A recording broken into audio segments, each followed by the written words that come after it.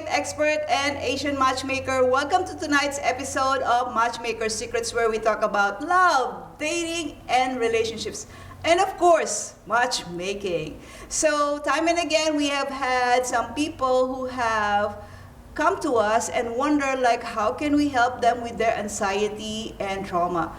You know, it can be really a tough job to be single out there and then like being single for a long, long time. You know, love can have been difficult, particularly during those times wherein there was a pandemic. So our guest tonight is somebody who specializes in trauma and anxiety. She is Brittney Lanosga, and she is a mental health therapist, and she helps LGBTQ and PEM, and of course people of color. She specializes in human sexuality, grief, trauma, depression, and suicide. So hello, Brittney. How are you? Lovely, good. Great to be here. Thank you for having me. Sure. So I know that you have been helping a lot of people who are, singles as well, but what have been your most common problems that you have encountered for those people who have been single for a while? Single for a while. I think the biggest problem is actually not even a problem in the long term, because what we're seeing, I think, is getting comfortable being on our own, and that can actually help us figure out what we want. So our standards are higher, right? So the problem is we're not settling anymore, and is that really a problem, so to say? And so I think, though it feels like we want to settle and we want to lower our standards when we haven't been on a date for a while and we're going out and it's been months, years since we've had an encounter. So I think when it comes to it down to it being a problem, it's more of how we look at it as a problem or not. Yeah, that made me think now, is it really a problem or not, as you were saying? Because like in one term, like, it's good that you have high standards, but it's also in one term, like, oh my God, like, I cannot even find anybody because like, I'm looking at his teeth, I'm just looking at, does he have like good features? And then like, okay, so like, swipe left. It's too much. Yeah, Oh yeah. my gosh. So we know that the pandemic is still relevant. Did you see that the anxiety became more serious? Because that was a long time. Yeah. And actually it's still existing. Yeah. I think it definitely did with anxiety, because if we're alone and we're alone in our house, it gets lonely. So the anxiety, I think now even, like, yes, it was very exacerbated then, but now we're going out into the world again and we have to relearn how to talk to people and how to be in social settings. And I feel like some of us worked so hard to come out of our shells and then we're back in. But I think we don't lose that. It's just kind of a coming back to ourselves in a way. There definitely is anxiety, and there's ways to help that anxiety as well.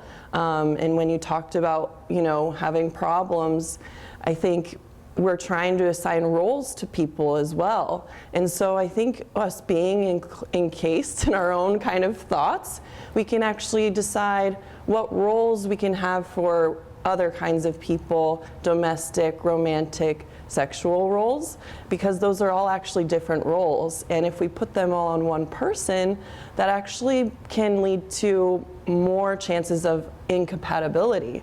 So if we have that time, I think, to think about all of that, we can have anxiety thinking, do I need to date more than one person? Do I need to play the field? And especially if we are getting older, that can be kind of a strange feeling, because that may have been how we were when we were younger, right? Or thoughts for a younger person too. Yeah, like, you were talking about that, but now it brought me to these two questions about the incompatibility. So when do you, as a therapist, when do you say that people are compatible? And the second question that I have is that, I don't want to forget it, is that what are your expectations as far as the roles are concerned? Sure. That's different for everyone. I think with a domestic partner, that would be someone that helps take care of the kids, helps with chores around the house, right? Where a romantic partner takes you out on candlelit dates and brings you flowers. And then another one can be your sexual partner. You don't always have to have sex when you go and have a date, a romantic date. So those are the different kinds of roles, and it goes beyond that. You know, there's friendship, there's coworkers, there's bosses too. These are the roles that we have of people in our lives.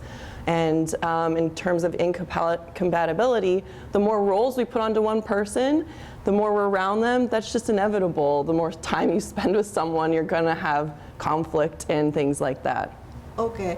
And so you also mentioned that should I be dating more people? What do you recommend? Because like I'm sure that has been a question, because like, you know, I have been brought up that question already many times in my career, but I was just wondering from the point of view of a therapist, what is it like? Sure. And I was a very monogamous person growing up, and now that I'm a little older, I think about those roles, and I find people that are perfect for one role but maybe not another.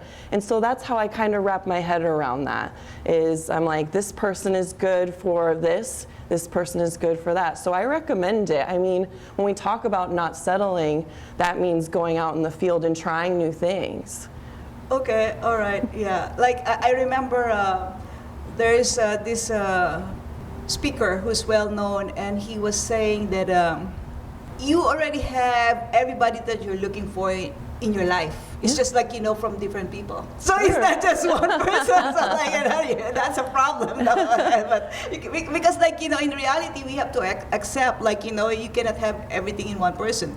So that's what I'm saying. Like if you can have 70% out of all those things that you're looking for in one person, like, you know, suddenly, like, you know, later on, it will be adjusting anyway, because like you're also adjust as well in that, you know, that particular level of the 70%. So I'm sure that you whoever you are, like, you know, you're not the perfect person that, you know, this person is looking as well. Like you have to just, like, you know, compromise somehow, like what is, you know, as long as it's not like in your list of those things that you don't like to have, like, you know, boundaries that you have. Sure. Okay. So, what are the steps you give to your clients so that they can release some of this anxiety or trauma? Yeah, I think when it comes to being nervous, that's a natural thing. People are nervous. Even the most public speakers, they get nervous when they go on stage. So just know that that's normal, especially when you haven't been out there dating for so long. And it's basic things like deep breathing. You can take that anywhere with you. If your date goes to the bathroom and you need a moment, just taking deep breaths, counting in and out. That can really reset your perspective and what's going on. And I mean, there's so many more things in terms of anxiety. I mean, creating the space to be okay with being nervous, right? Yeah.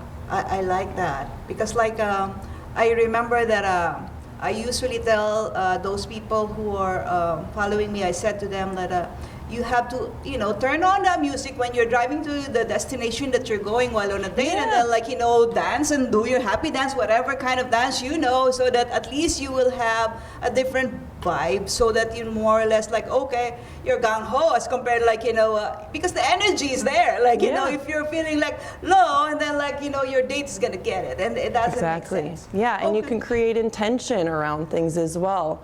Intention to have fun while you're there. You can have fun and not be compatible with someone. And also having a mantra, writing it down, putting it in your car, saying, and my favorite mantra is showing up, paying attention, telling the truth, and no attachment to outcome. That last part is very important too. I love that. It's very spiritual as well. Okay, so for those who have been single for a while, do you have tips to avoid getting into anxiety or trauma? I really like this question because there's that word avoid in there, and we want to do the opposite. We want to create space to have our anxiety and trauma realized. When it comes at us and tapping on our shoulder, if we don't create a space for it, it'll come when we least want it to, kind of like snapping, right? So taking 15 minutes a day to say, what is it that that my anxiety is around? What am I afraid of? What hurt me in the past? Create some art, journal. That's a form of art. And then it's only 15 or 10 minutes. When the timer goes off, we don't have to do that anymore.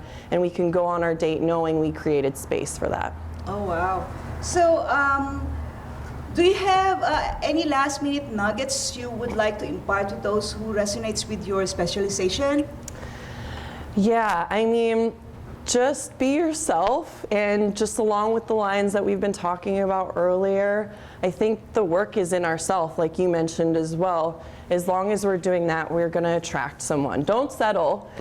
Just wait for that to come along, and while you wait, you can be working on yourself, figuring out what it is you want in life and what you want in your love life, who's going to play what role, and when they come in, you'll be powerful in how you want to ask them when that time comes. Yeah, so like for the benefit of those people who are watching, I'm just letting you know that she is a very unique therapist who specializes in specialized niche. So maybe you can tell us, like, how can people find you?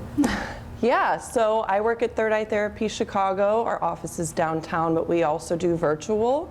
I do couples, individual, and group counseling as well. We do yoga and a lot of mindfulness and what's called Third Eye Therapy, so mindfulness work as well. And yes, especially the LGBTQ community, that's kind of my niche right now. And I can't wait to get into that kind of human sexuality and sex therapy.